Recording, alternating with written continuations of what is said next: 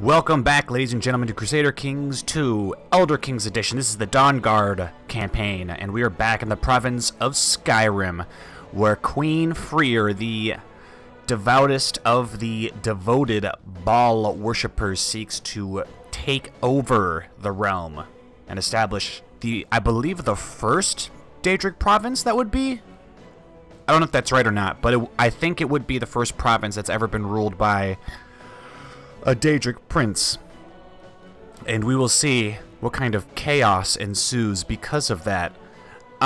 Just a random thought popping into my head just right now. I think I actually had a dream where I was playing the Dawnguard campaign and the Oblivion Crisis happened on its own. Molag Bal came through the Oblivion gates just like Mehrunes Dagon had and was sowing chaos and destruction. And I think he was hostile to us as well, so that was kind of weird. But that aside, that didn't actually happen. That was just a dream. But that aside, this is episode something. I forgot which episode this is, but in the last episode we left off.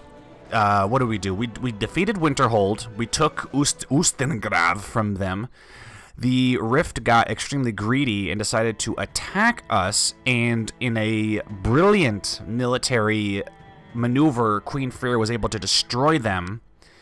Let's see how many troops they have got left. Holy crap, they really got wrecked. Jesus. I like how it even tells me the potential for how many troops he can have, and it seems he can have 1,000, let's see, 1,900? What can we muster? What can we muster? 1,006? Maybe? So the Rift actually has more troops than we do, but at the moment we've crushed them, and their armies have been decimated. Now, last time we were left with the decision: do we attack them? Do we attack them? Where is this guy? Where's King Kalthar? Leading troops in Riften, and he's got 184 troops. Well, I don't think we're going to be able to capture him unless we capture him in battle or something, which would be great because he would be a fantastic sacrifice.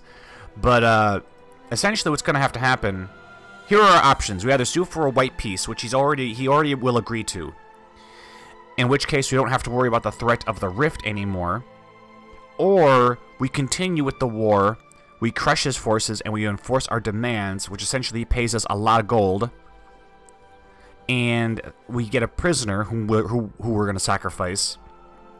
But that's really not that much. That's really not that much. I know 216 gold sounds like a lot, but we can easily make that on our own. My concern is that the overall ability for the Rift to raise troops is a lot greater than ours. So what could happen is we have the advantage right now, but if we were to, for example, sail down into the Bitter Coast and then land in Almhold and march to Riften, the AI's got some kind of screwy mechanics when it comes to ability to raise soldiers and shit, and sometimes it seems like they raise soldiers out of nowhere, and summoning is a part of this game as well. They could very well be at full power by the time we get there, and then they would crush our armies. Not to mention attrition that we might suffer marching through this area, because the attrition rates are pretty low. It's beginning to look like it would be a lot safer to simply sow for a white peace and focus on more of the north coast, because the Rift is kind of far away. The Rift is kind of far away, and I have no doubt that the Rift lost a lot of troops just marching up north. So we're not gonna overextend ourselves. We're gonna offer a white peace, which he will accept, and we will get 100 prestige. Okay, let me go turn my timer on. Mike's in the way, so I gotta be careful. We can actually lower that a little bit too. So he's got the message. We're sending him for a white peace, and what we need to do is we need to rebuild our armies. We need to rebuild our armies from the war with Winterhold and Riften. To the filthy spider Freyr, tales of her misdeeds are told from Necrom to Daggerfall. I accept your offer of peace. Filthy spider. Queen Freyr may be a spider, but I think she's hardly filthy. You slanderous old bastard. Yeah, screw that guy. So I can tell you there's going to be a rivalry between, a massive recruitment drive. Excellent. Just what we need. Praise Ball. Speaking of Ball, who is proselytizing? Currently in solitude to proselytize. County religion converted 4%. Subject religion converted. Heathens attack the Magister 13%. What is this? Vassal inheritance warning. Don't care about that. Special holding actions. Upgrade provincial infrastructure. By upgrading a province's infrastructure, buildings construct faster, armies move quicker, reinforcements are drawn up more quickly, and it's easier to supply troops in the field. Be aware, however, that well-maintained infrastructure is not cheap. Oh, interesting. And then we can develop runes, make these runes more profitable for the realm. We lose 200 gold. That's not really in the budget right now. Local tax modifier, siege defense, ancient Nordic runes, basic excavations. Interesting. Ancient Nordic runes. So apparently developing ancient Nordic runes give us siege defense and local tax modifiers, which can probably pay for themselves. But it's really not in the budget right now. We need to save up to 1,000. We need a massive treasury before we begin expanding. I really need to do something about this weird Chinese music that keeps playing. It's really immersion breaking for the Elder Kings. The abbot of a nearby temple has asked that you make a donation towards the repairs of the temple. Surely it wouldn't hurt to ensure that you are in the priest's prayers. Molag Bal will know that I support his temple. Yes, yes, yes indeed. Yes indeed he will. Do I have any prisoners? No. But it seems that you might be able to arrest somebody. Nope, they're not in our realm. Unfortunately. You can stop backing the plot. No. Political concerns. Who are you? Patrician of Forkettle, Marshal of Solitude, Merchant. Oh, see, I've got no reason to even like you, buddy. I'm not going to do that. Instead, I'm going to demand that you stop backing this plot, which he's not going to do, and then we can imprison him. Your Majesty, damn you to oblivion. I will not withdraw my support for Hodride's plan to kill Patrician Frokmar of Embervane. Then you, sir, what is the spider? Oh, interesting. Interesting. Well, oh, come on now. Come on now. I should be able to arrest him. Why would this be tyrannical? He is... That's bullshit. That is bullshit. That's absurd. Let's see, can I imprison you? No, that would be tyrannical too. Stop backing this plot. For she dare not refuses. Exactly. Know your place. Alright, I like the option of developing runes, but we can just get rid of that for right now. The Thaindom of Snowguard. Where is Snowguard? What is Snowguard? Is Snowguard nearby? I don't know. Okay. Oh, Snowguard's down here. Yeah, we're not going to press claims for that right now. That's a little too far away from my for my comfort. Open title decisions. Not going to do that. Visit the guild hall. Aren't I already training? Visit the marketplace. Make an offering. Borrow from moneylenders. Not going to do that. I don't want to do anything that involves money at the moment. Oh, snap. Look at this. I can change all this shit. We're an absolute cognatic Gavelkind. Well, I'm going to stop time for a moment because a lot of these I want to read. Gavelkind, it divides the titles of the ruler up. So we need to stop that because then essentially, in my opinion, if you guys disagree, feel free to voice your arguments in the comment section, but I really do feel Gavelkind is one of the worst things to have. Or maybe it isn't. Maybe it depends on your playstyle. But for my playstyle, I guess you could say I'm more authoritarian, and I don't like to have my titles just arbitrarily divided amongst my children. That, in my honest opinion, weakens the realm. And when you've got multiple people with claims on the throne who all have equal power, the likelihood for a civil war breaks out even higher. So if one person, the eldest child, inherits all the titles, they can give the titles out to whom they see fit, as opposed to having all the children go to war over it. Elective Gavelkind, no. The oldest member of the dynasty inherits all titles. I don't know if that's what I want. Primogeniture, the oldest child of the ruler inherits all titles. I think that's normally what we would do. So it would be an absolute cognatic Gavelkind. Absolute cognatic.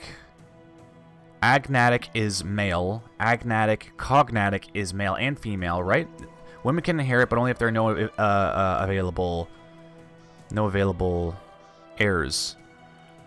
It doesn't seem to want to explain what cognatic means. I think cognatic means women can inherit on the same grounds as men, which is exactly what I want. But I want primogeniture. I don't want a tanistry, and I definitely don't want an elective monarchy. So I'm going to go for primogeniture. Everybody likes us. Kingdom of Hafingar, succession by primogeniture. That way, Potema is no longer a Tanist, you know, some kind of elected monarch. She is now the sole. She will now inherit because of blood and divine right. I wonder if that's something we have to vote on, or if that's just something I can change on my own. It didn't say I had to vote for it. No, it did change. The oldest child of the ruler inherits all titles. Your successor will like the law, but other members of the dynasty will slightly disapprove. Women inherit on the same grounds as men do. Fantastic. We won't have any more crazy bullshit in terms of inheritance going on. Great. So, Tanist Potema is now the queen. She's a fucking genius. Of course she's a fucking genius. She is a badass. I don't think we can change anything else now, though.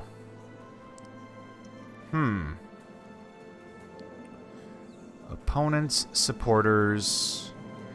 Right. So, I mean, one of these must be true. Nord. Religions where slavery is abhorred, as well as religions where generosity and charity are discouraged.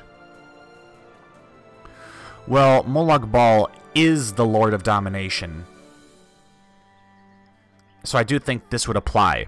Under normal circumstances, I think the Nords would be vehemently against slavery, but we worship Baal, and I know for a fact Baal would be absolutely fine with this. The only reason we haven't enacted it so far is because we don't have the support of the Council. Speaking of the Council, maybe we should be doing this shit first. Grant titles. Yeah, maybe we should be working on council power first. So before I do that, I need to look at my council. Let's see, is returning a favor to Thane Kajorik. Who's Thane Kajorik? Where is Thane Kajorik? He's here. I know he's here. There he is. Okay, we need... So 2 of my people owe favors to Thane Kajorik. My advisor and my magister. God damn, Thane Kajorik, he's manipulating the council. If I kick Thane Kajorik off, though, he'll get really, really upset. But it will reset all the favors, because any favors they owe to someone who's not on the council doesn't really matter. So that's probably what we're going to have to do. My marshal's going to have to be replaced, and we just happen to have someone who's even better. Cult of Baal. He's only 18, though. Former soldier. Expert spell sword. Very nice. Yeah, let's pick Lemkil. He's probably going to get fucking pissed, but you know what? He can deal with it. Cold Stone. I'm just trying to see my demean of my armies. What all do I own? Thaindom of Ustengrav. Ah, I have Ustengrav. Okay. And I have Snowhawk. Snowhawk can give me 400 men. They can give me no men. Interesting. I see. Okay, so let's just throw this guy here at Fort Snowhawk and rebuild that. My demean is the correct size, right? Yes, it is. All right. So, with that dude off the council, now what we have to do is we need to owe them all favors again. Yes. Request council support. Opinion of Queen Freer. Base reluctance. Lemkil, you son of a bitch. Why can't I request this dude's council support? Cannot owe Chairman Hafnar a favor. I owe him a favor? What the fuck does that mean? So that's 1. That's 2. That's 3. And that's 4. So 4 plus my vote would be 5 against their 3. And that, if we were to pass that, that would allow us to get grant titles, which is important, because as we're conquering stuff, it's really important that we can give titles to who we see fit, because if we can't, the council can do some crazy shit where they simply just refuse to allow you to grant any of your titles away. with the exception of creating just a brand new vassal, but sometimes you can't do that. So then you just end up holding onto these titles and everyone hates you, and it weakens the realm and makes everybody want to revolt against you. So it's really, really important that we get to that option. So I'm going to request council support. I'm going to request council support. Do the same for you, my Lothane. Agnet.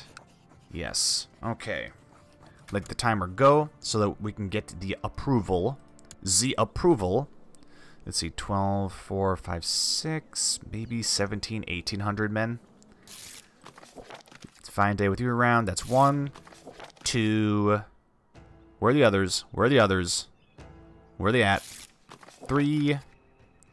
1 more. And 4. Great. So now we can go back to here and we can vote for grant titles. Alright.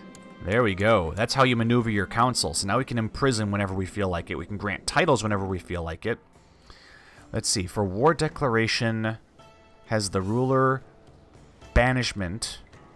Oh shit. So we need execution, banishment, and revocation before we can do war declaration. And then before we can abolish, the ruler has full authority over politics. Right.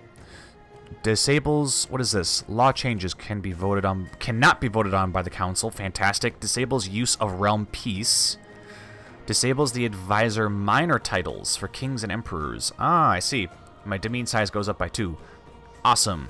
What would you get for this? You'd get, can no longer change succession, enables elective monarchy, cannot be fired from the council. The council's authority reaches its peak with the ruler unable to fire council members at will and unable to completely control the succession of the realm. Why would you even want to be a ruler then in that instance? But this is what we inevitably want to get. The ruler has full authority over politics and laws. So essentially the council becomes, well, pretty useless. It becomes just a council in name only. They don't actually do anything. But I mean, you guys all saw this from the get-go, the beginning, just how much power the council starts off with. It's absurd how much power they have. You know, it's no wonder Halfingard doesn't really rise to prominence because they're hamstrung by the council and the succession laws and all that shit. All right, 530 there. Make an offering, we could, but I don't really want to spend any money. We're still waiting for our troops to be retrained. I could be spying on people, or I might not be. Because in all honesty, I'm not really having much success with spying on people. But I mean, what would we change it to? You know, you can't do seduction because that fails all the time. That actually makes people hate you. And then this doesn't actually even, normally with intrigue, and if any of you have watched my Golden Lion campaign for the Lannisters, you've seen me use, if you remember Prince Lyman, he used intrigue almost exclusively. Like, he didn't have any other good traits, it was only intrigue, but even with the intrigue focus, he was able to conquer the Targaryens. He was able to kill off dragon riders without facing them in battle or capture them. So it can be really, really powerful, but it doesn't seem to be that powerful in Elder Kings. So I'm not really sure what the deal is with that. Maybe we should go towards learning. Build an observatory decision. That's a weird little bug. I'm not sure what that's about. Queen Freer leads a religious life of contemplation, prayer, and meditation. Normally I wouldn't pick this, but this seems like it could be very good for one, developing her magical skill. Her health goes up, and the temple vassals go up, and you know, she is super loyal to Molag Bal anyways, so it's kind of like, why would she not pick that? The only other option would be scholarship, which will increase her learning. In fact, it could, well, what is this? Queen Freer buries her nose in dusty old tome, seeking knowledge and learning, unlocks the, well, whatever decision that is, the starting point for your studies, which will ultimately allow study of Mundus as well as of Oblivion and the Daedric Princes. Alright, we gotta pick scholarship now. We gotta pick it, because if we're going to really serve Molag Bal the best, we're gonna need to understand the Daedra. I can study the stars. Who knows what I might learn?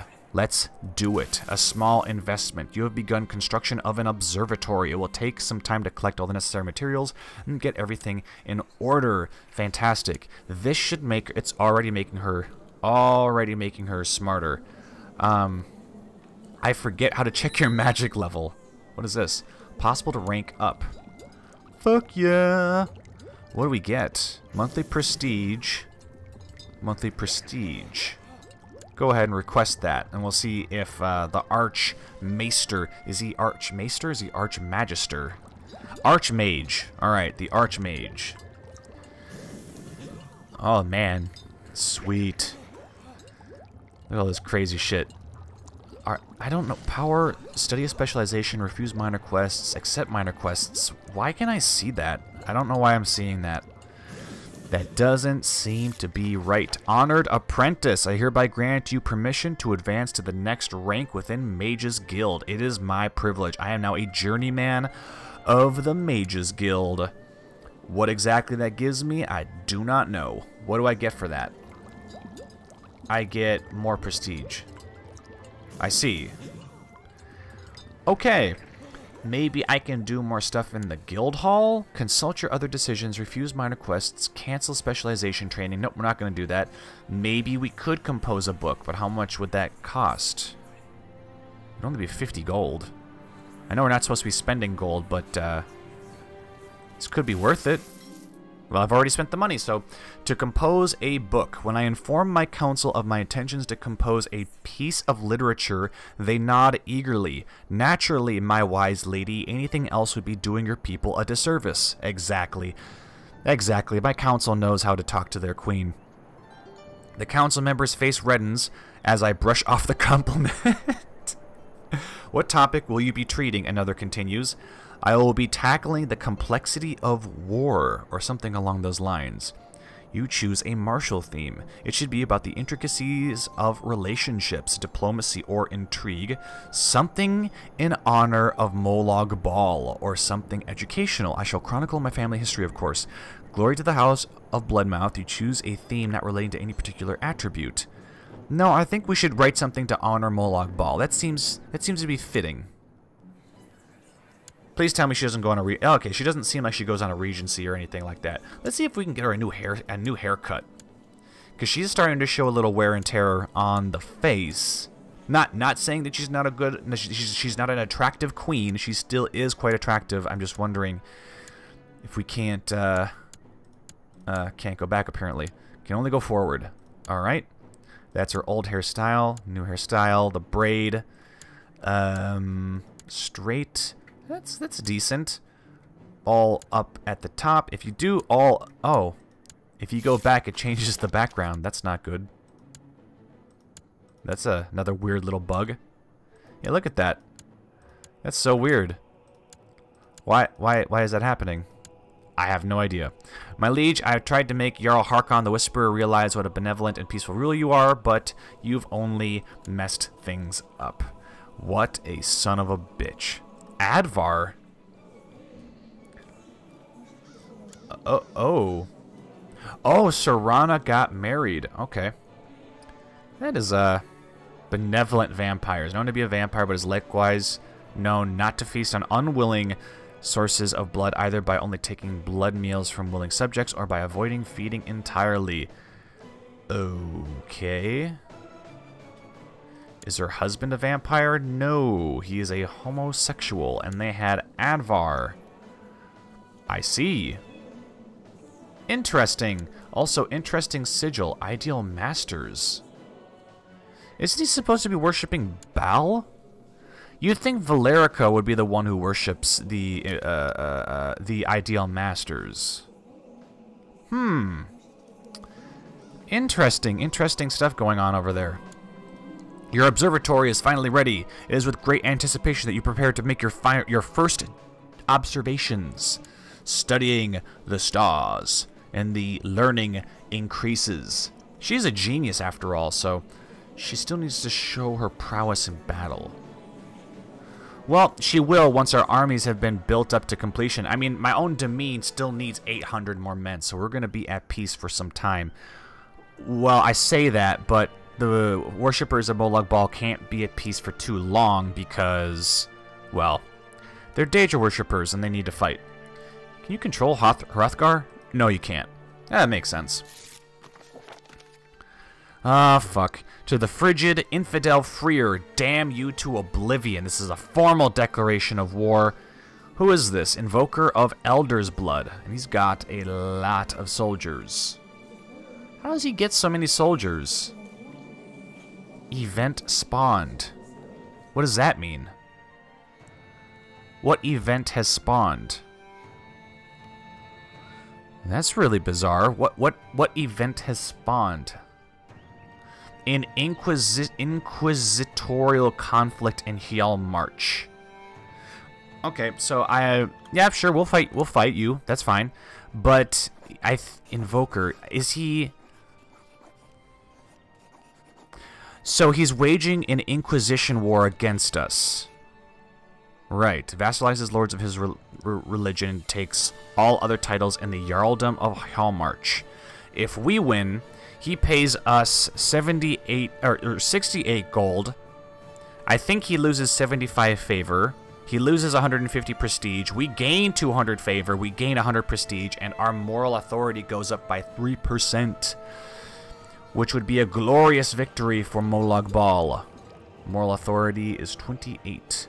Kilkane, Templum, Volkihar, Wolfheart. These are considered holy sites. Kilkane, where's Kilkane? Where is it? Is it here?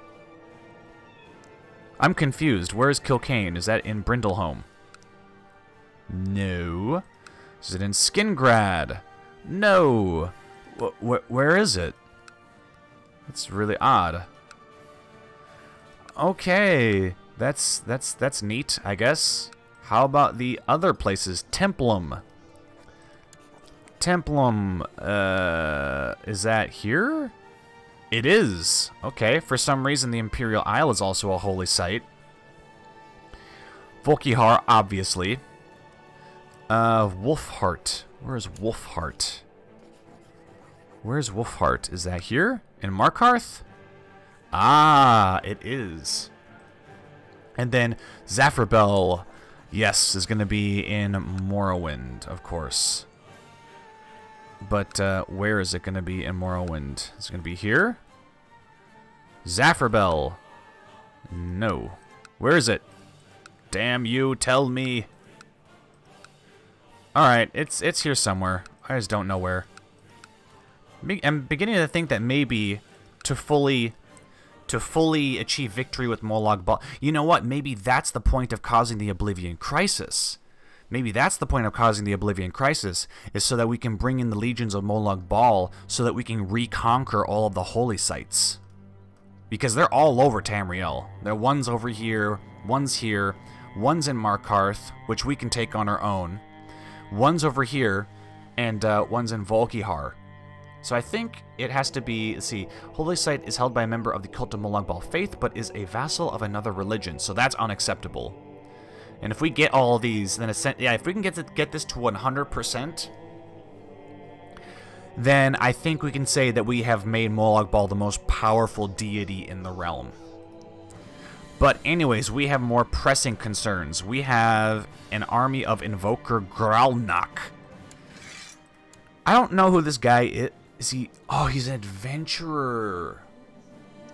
Okay. This character loves nothing more than packing a bag and setting off to destinations unknown, seeking out rare artifacts and dusty tombs, fighting marauding monsters, and otherwise engaging in the life of an adventurer. So imagine your typical Dragonborn Dovahkiin character in Skyrim. You know, just this character that wants to go out and, I don't know, slay monsters and get stuff. But this particular adventurer wants to, I guess, retake Hafingar because he doesn't like the religion that we have.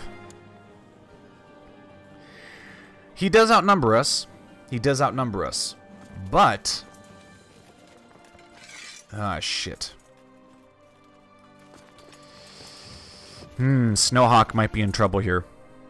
because he's going to march in immediately. Summon my ships. Summon all of my ships. Put them to sea, and we will use them to ferry the small force from Highgate. That's what we'll do. We'll ferry them from Highgate, and then you're going out there, right? Yes. Now what we're probably going to have to do is we're probably going to have to make use of more mercenaries. That seems to be Queen Freyr's main way of winning. Now, see, this is kind of ridiculous here. Let's see. Combat will start in this province. 13th of Morningstar. They'll arrive on the 13th. Yeah, his army's faster than mine, even though we're traveling in our own fucking territory. So I have to disband this troop so I don't take unnecessary losses. Accumulate our forces here at Solitude. Go ahead and hop on the boats. I mean, really, what's next? Are they gonna be able to outrun all my armies as they march towards the capital? Wouldn't surprise me.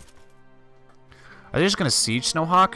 Yeah, they are. All right, which is okay for us, except Snowhawk has a river that flows through it. That's not good. So I mean, do we get Imperial Conflict and Hellmarch? Apparently, it's only for these two territories or something. Bloody something, I don't know. If we march in and we take Elder's Blood and Morthal, that'd be good. But I think winning an actual open-pitched battle against these guys would be better, although in taking Snowhawk, it's going to be hard to conquer them because, or retake it, because there's a fucking river that flows seemingly through every region around this place. If you go back here, see, river flows between this county and Dragonbridge, Oratheim, Scarhammer, Coldwind, and Hag's End. 1, 2, 3, 4, 5. So you could only really attack through Elder's Blood. You would have to land, go through Elder's Blood, and attack. Fucking great. Fucking great. Awesome. Exactly what I want to see. Okay. I don't know. Maybe the garrison here can hold out, but I doubt it. And it seems like we're only going to be able to get... Wow. I mean, what, 1,000 men? 1,000 men altogether? That's shit. That's not enough.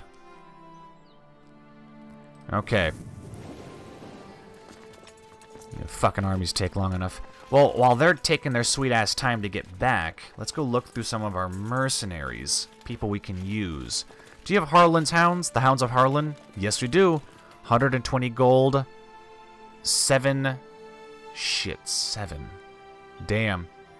We could hire 600 men, and our treasury would actually balance out. Because we're at a positive right now. But we need to definitely win this war. So what I'm considering doing is hiring the Hounds of Harlan again and making them come together. Well, if they're going to leave Snowhawk, we can just march back in. Who's Elisif? Elisif Cursebraid. That's ridiculous. All right, so I'm going to put myself over here. You're going to be replaced by Kajorik. And you're going to be replaced by this guy. These really aren't the gents with the highest... ooh, Housecarl. Very nice. Yeah, I mean, don't we have better commanders? Yeah, what the fuck is going on? Hold on. Maybe we can convince some more to join us. Ahaha, we can. We can. Cult of Molag Bal, Cult of Sheogorath. We will take you, Nalkir. You go ahead and you join. Cult of Boethia, Sheogorath, Baal. Okay, we don't have many Baal worshippers, but we do have at least one. Now, what I'm gonna do, and this is kind of risky, they're gonna go back to Elder's Blood, right? Yes, and they outnumber us. Would it be wiser? Would it be wiser to hire a smaller band of soldiers and get around 600? It would balance out our treasury, we would have roughly the same amount of soldiers, if not a teeny bit more. And then if we absolutely need to, we can hire the Hounds of Harlan. It'll bring us really, really close to bankruptcy, but it will be enough to fight off this Inquisition. I like it. Let's do that. And we're going to combine these troops here. Yeah, the morale's going to suck, but we're going to march in on Snowhawk. And what I kind of like about this is, yes, they can take Ustengrav and Highgate, but once we take Snowhawk, there's no way they can take the main parts of our territory, because they don't have any ships. Alright, I feel good about this. Let's go ahead and turn the timer up a little bit more. To the brave daughter of Skyrim, please accept my compliments. I accept your gracious invitation. Thank you, sir. For that, I will honor you with leading the center of our force. Kajorg will take the other flank, I'll lead the other flank, and our morale is going to increase over time as we march to Snowhawk and retake it. Retake it for the glory of Baal, and then we will crush them. In theory. You have spent many nights looking at the celestial bodies in your observatory. It is truly fascinating. There's so many questions to ask. How do the moons move about in Mundus? What secrets does Oblivion hold? Right, so the way this works is I think that depending on what choices you make kind of determines what event chain you go down. So I'm going to stick pretty much with anything that mentions Oblivion, because Oblivion is the Daedra, is Morlock Ball, brings us closer to our Daedric Prince. So that's what I'm going to pick. We might get some crazy-ass traits for this, though. Just saying, we might get some crazy shit. Alright, minus 30, that's fine. Basic enchanted items such as warding amulets and base rings of health are important parts of any mage's inventory, and the Mages Guild has asked if I can produce a few for fellow mages. I accept. Using some white soul gems and an enchanting station, I produced several simple instances of arcane equipment and am given some money as repayment. Excellent. Mages Guild is inadvertently funding the war effort. Look at this bullshit. What the fuck is this?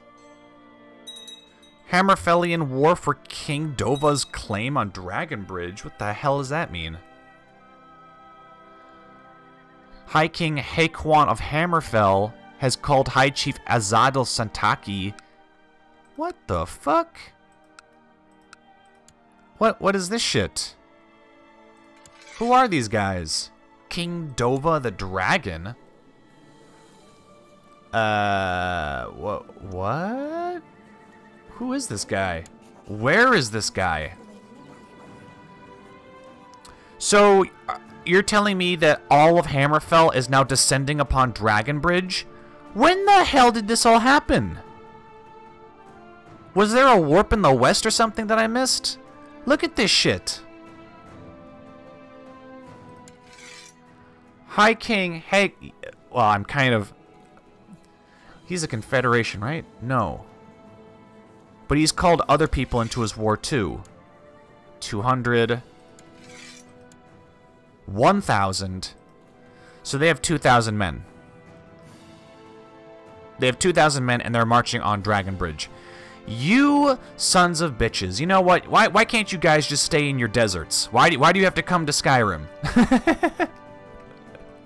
We're in the middle of a goddamn war. Fuck, man.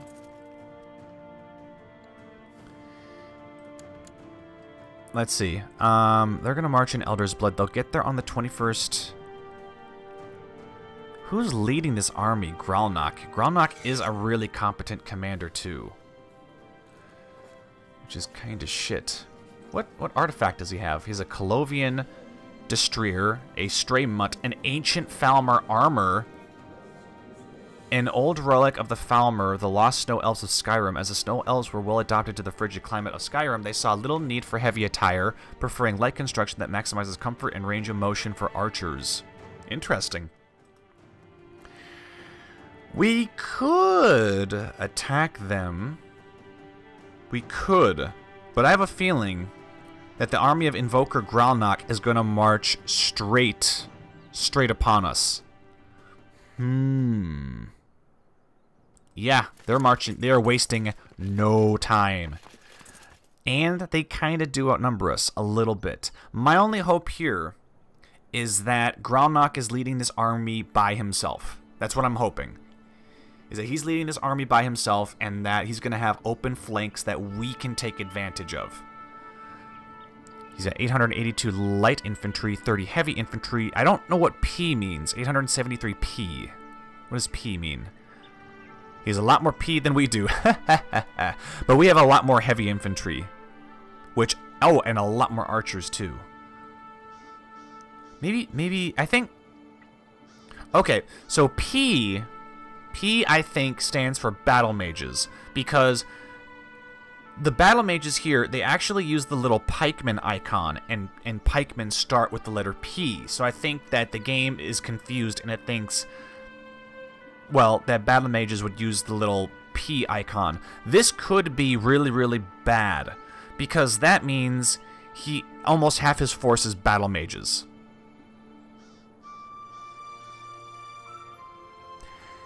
Yeah, that's really, really, really bad. Because I'm beginning to think that I don't know how this is all going to work out. I guess we're going to learn together, and we're going to see exactly just how powerful battle mages can be.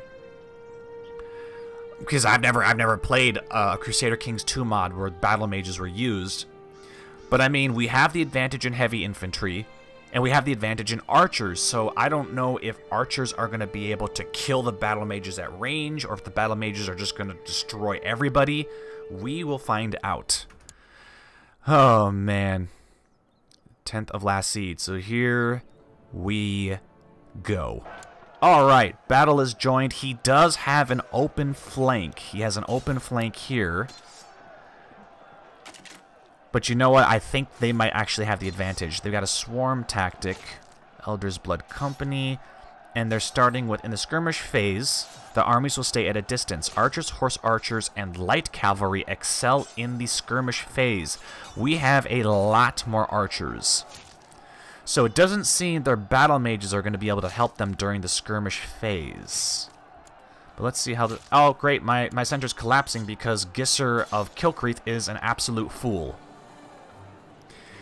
He's an absolute fool, and I hate him. I hate him. I am surrounded by buffoons. I am absolutely surrounded by buffoons. Wow, and they annihilated our army. They annihilated it. When I played in war with CK2 Warhammer, conquering smaller nations took forever because every battle we would win, the enemy would only take like 100 casualties. Elder Kings, more than half your force is destroyed.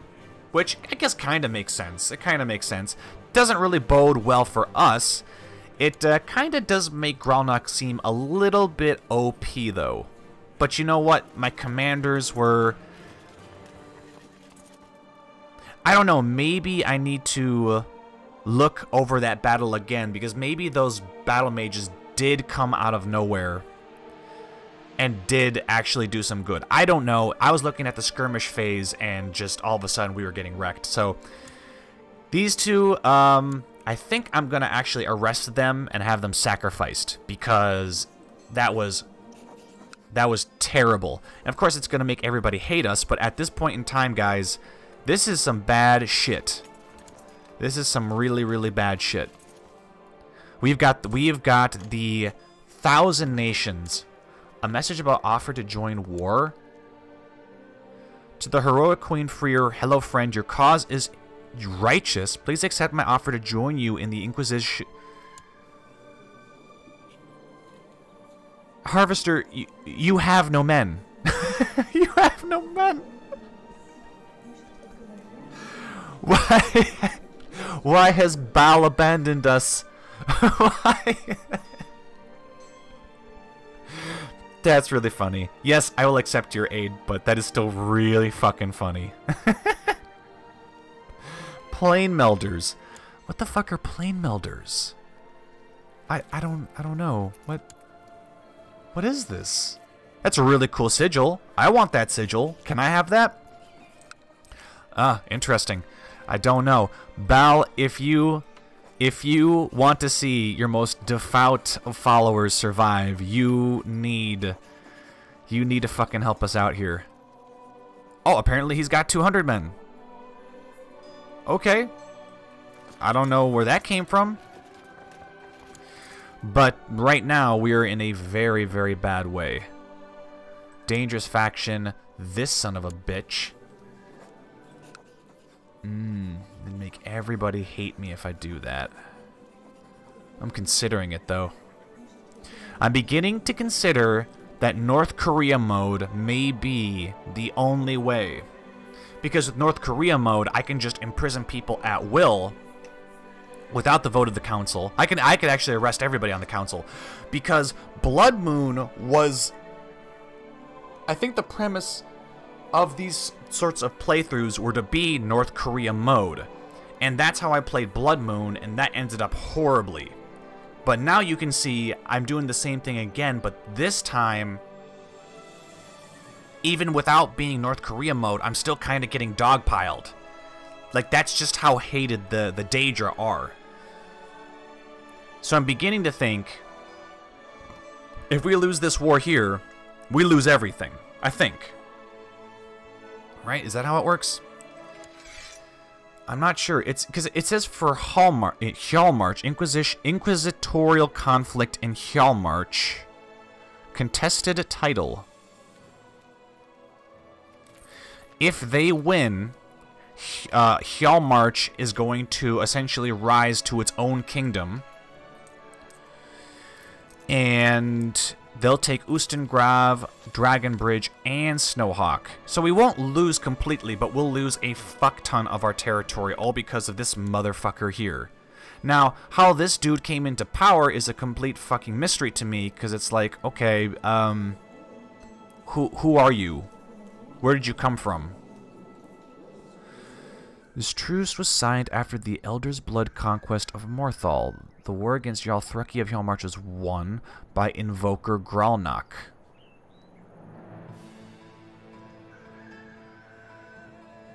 Okay, hold on a second.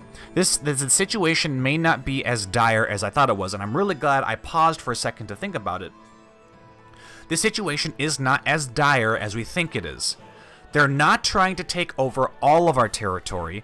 They're just trying to take over the territory of Hjalmarch, which also happens to be the territory that the legions of Hammerfell are descending upon us for. They want Dragonbridge. Dragonbridge is a part of Hjalmarch. So if we lose this war, they'll take all of this, I think. They'll take all of this, and either Hammerfell's Casus Belli, which I'm still amazed that this is a thing. That's crazy to me. Anyways, I think Hammerfell might start at war with Elder's Blood. I think. Or their Casus Belli just becomes useless. Very interesting. How many troops did they have here? I really do think we should conquer Volkihar now. How many troops do Winterhold have? They're back to 1,000.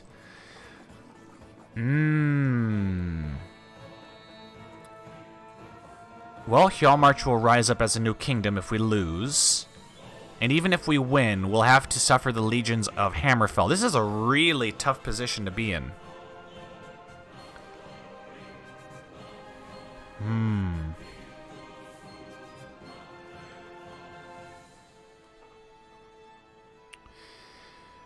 Okay. Alright, so this is what I'm going to do. I'm actually going to end the episode here, and I'm going to contemplate our next move. We could continue fighting, and maybe with the Hounds of Harloon, we might be able to pull off some kind of victory, or maybe even end this in a white peace, but that's a long shot. And even if we do beat this bastard Invoker Gralnak, the ocean of Hammerfell is descending upon us. I can only hope they'll die from attrition, but it's unlikely. The days ahead for Queen Freer of Hafingar, loyal, devoted follower of Molag Bal.